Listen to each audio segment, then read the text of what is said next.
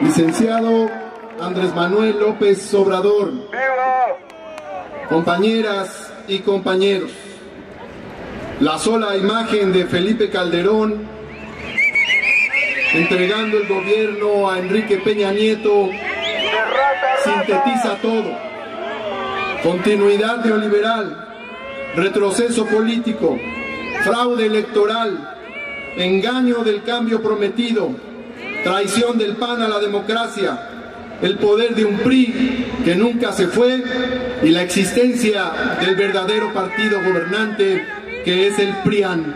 El saldo gris del gobierno de Calderón en 2012 contrasta con su obsesión de llegar al poder en el 2006. ¿Para qué aferrarse tanto?, se preguntan muchos, si no tenía ni siquiera una idea de qué hacer desde el gobierno. Calderón entrega una administración colmada de números rojos. Su fracaso es dramático, pero no es nuevo. Es la continuidad de un ciclo de 30 años de políticas neoliberales.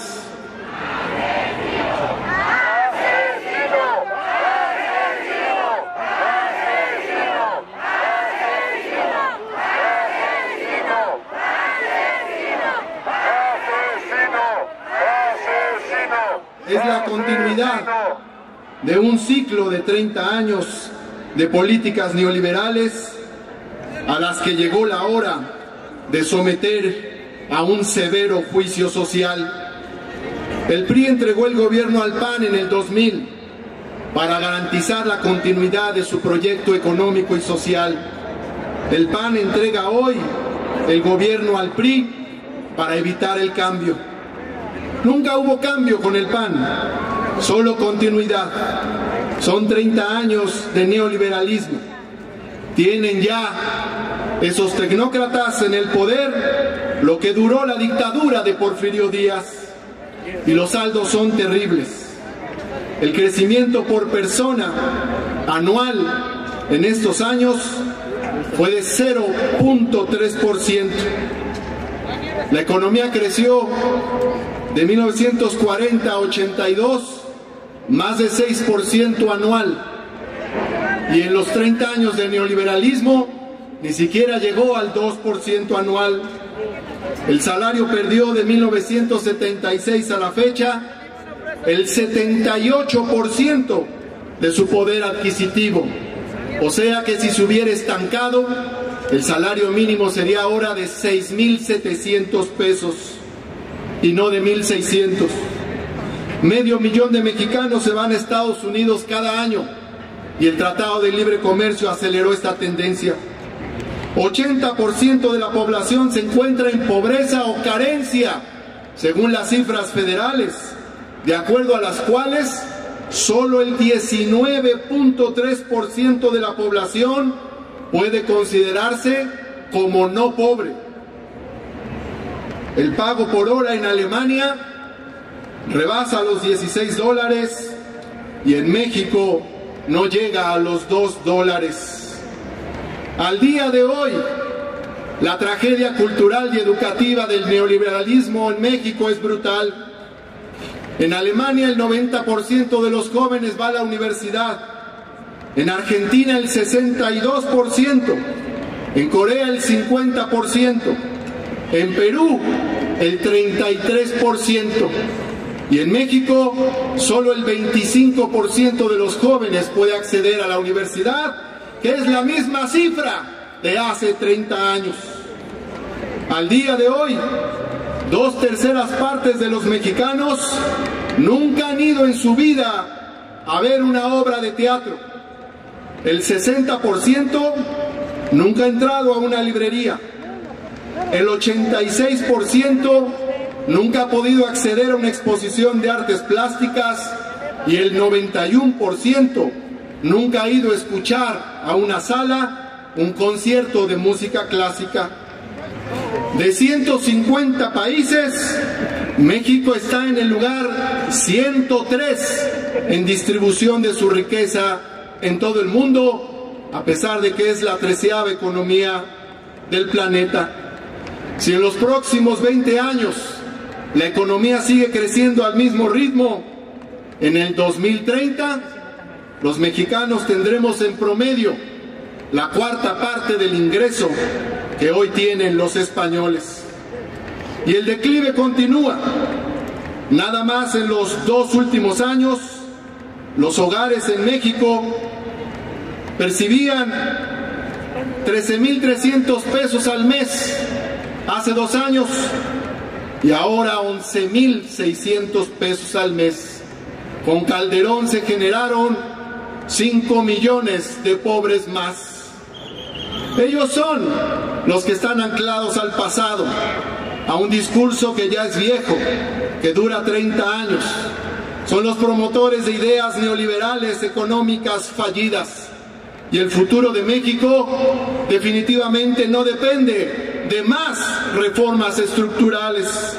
Al contrario, el modelo neoliberal ha llevado a los pobres a la indigencia y ha empobrecido a la clase media, ha pauperizado a los profesionistas y ha quebrado también a cientos de miles de verdaderos empresarios.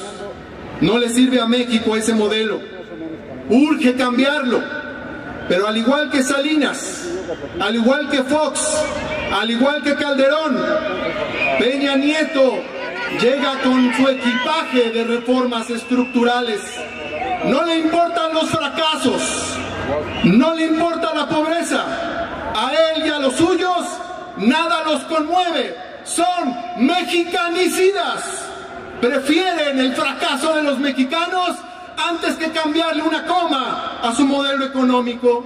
Todavía no habían llegado y ya habían impuesto una reforma laboral que perjudica a los obreros, a los profesionistas y a los propios empresarios nacionales.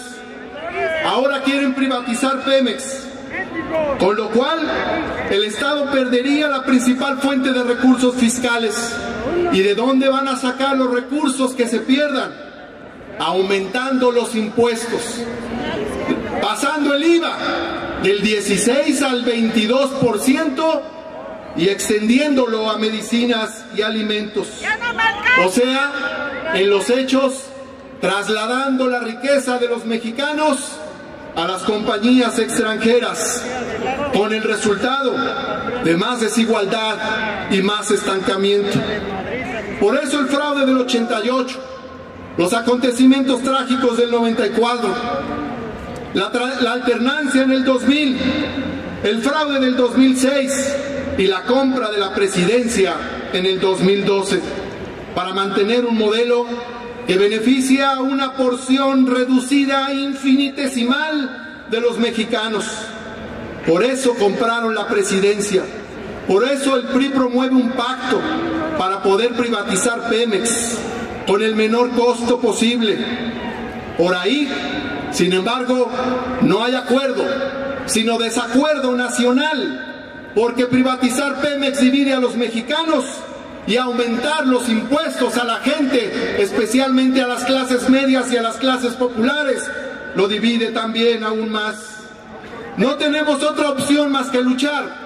No podríamos rendirnos, no podemos irnos a nuestras casas.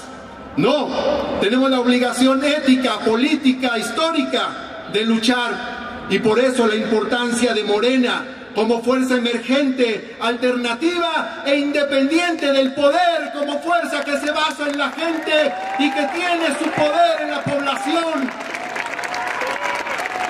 Morena surge para cambiar el rumbo desastroso que vive México, para lograr el progreso de los trabajadores, de las clases medias, de los empresarios, para alcanzar el bienestar, el buen vivir para todos los mexicanos. Morena ha decidido convertirse en un partido político, pero no es solo un partido, es un movimiento y es también una concepción de la vida, es una cultura política que alienta nuevas ideas en la lucha política de los mexicanos. ¿Cómo cuáles ideas? Por ejemplo, que los dirigentes políticos no tienen por qué ser millonarios, deben vivir de manera sencilla. Por ejemplo, que el trabajo, la producción, y la capacidad creativa son la fuente del progreso. Por ejemplo, que la fraternidad en las familias y en la sociedad son la base de la felicidad y de la tranquilidad. Por ejemplo, que la política es noble cuando se acompaña de la vocación y de la sensibilidad social. Y por ejemplo también que nuestra lucha, a pesar de ser profunda y transformadora, es y será siempre totalmente pacífica. Por eso es que Morena surge luchando y trabajando. Hoy, luchando en contra de la imposición de Peña Nieto, y surge también con un plan. Estamos trabajando para que haya en todo el país 2.500 comités municipales, para que tengamos en 2 años 3 millones de afiliados, para realizar 32 asambleas estatales, para obtener el próximo año el registro de partido político nacional. Estamos trabajando en la organización, estamos trabajando en la estrategia electoral y estamos trabajando también en el movimiento.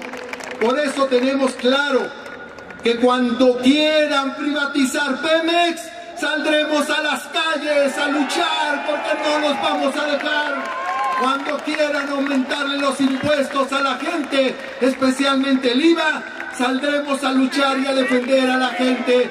Nosotros vamos a estar del lado de la gente, no del lado de la clase política, sino del lado de la población.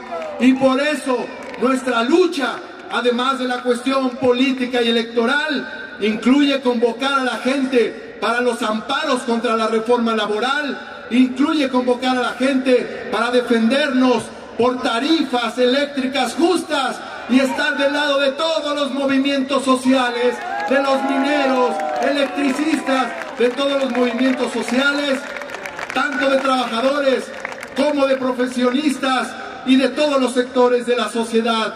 Morena dialoga con la sociedad, con todos los sectores, con mujeres, jóvenes, universitarios, con la tercera edad, con empresarios, clases medias y trabajadores, y está trabajando para convertirse primero en la principal fuerza opositora del país y después en la principal fuerza política de México.